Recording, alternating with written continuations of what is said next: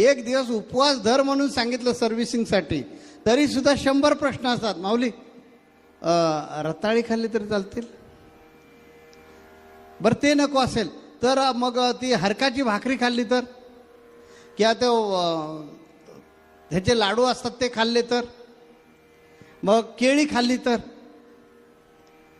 तो आठवड्यातला एक दिवस जो आहे तो सर्व्हिसिंगसाठीच ठेवलेला आहे, म्हणून तो गुरुनी उपवास सांगितलेला आहे.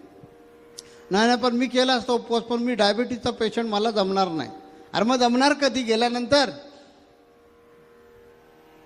जमणार कधी? याचा अर्थ तुमच्या पंचेंद्रियांवर कंट्रोलच नाही तुमचा. पंचेंद्रियांवर कंट्रोल पाहिजे ना. उपवास जो आहे तो उपवास यासाठी करायचा की शरीर शुद्धी झाली पाहिजे, म्हणून आठवड्यातून एक असा कडकडीत उपवास धरायचा.